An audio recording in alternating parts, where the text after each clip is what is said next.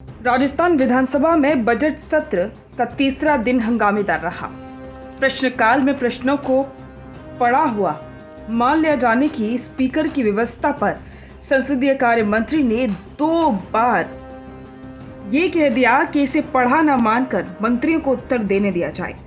फिर ओरन की भूमि का आवंटन कांग्रेस सरकार में पूर्व विधायक खुशबीर सिंह और उनके परिवार को देने पर सत्ता पक्ष ने हमला बोला। फिर शून्यकाल में कांग्रेस ने हंगामे के साथ वेल में नारेबाजी की क्योंकि जिलों का स्थगन प्रस्ताव आया, लेकिन इस पर चर्चा टल गई।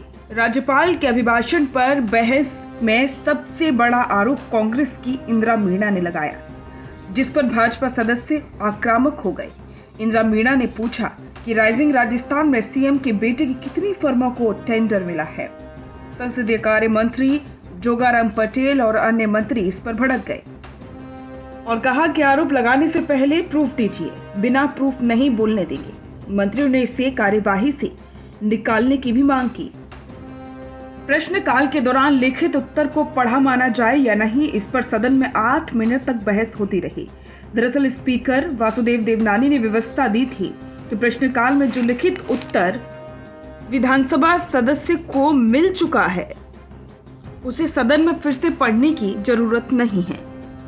इस पर भाजपा विधायकों की ओर से संसदीय कार्य मंत्री ने 2 बार ये मांग की कि उत्तर को पढ़ा जाना चाहिए।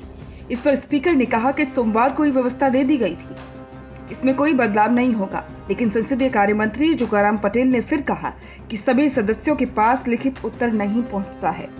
नेता प्रतिपक्ष टीकाराम जूली ने कहा कि पहले भी ऐसी व्यवस्था आसन दे दी गई है।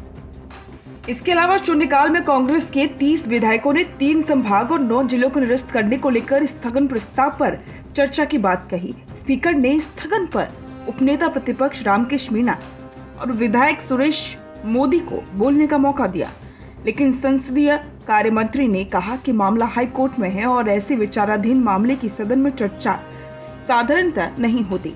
इस पर नेता प्रतिपक्ष टीकाराम जूली, कांग्रेस प्रदेशाध्यक्ष गोविंद सिंह डोटासरा, उपनेता रामकृष्ण मीणा आदि ने विरोध किया। जूली ने कहा कि संभाग जिले खत्म कर दिए और चर्चा से भी डर रही हो, लेकिन पटेल अड़े रहे। इस पर कांग्रेसी सदस्यों ने वेल में नारेबाजी भी की। आपको बता दें कि इसमें सदन में पेपर लीक व्यवस्था शुरू की गई है। हर सीट पर टैबलेट लगे थे, लेकिन विधायक इन्हें स्टैंड की तरह ही उपयोग करते दिखाई दिए। वे टैबलेट पर कागज रखकर प्रश्न पूछते या जवाब देते हैं, चाहे पक्ष के हो या फिर विपक्ष के। कुल मिलाकर देखा जाए तो विधानसभा का सत्र काफी हंगामेदार चल रहा है और अब आगे भी इसके हंगामेदार रहने की पूरी संभावना है।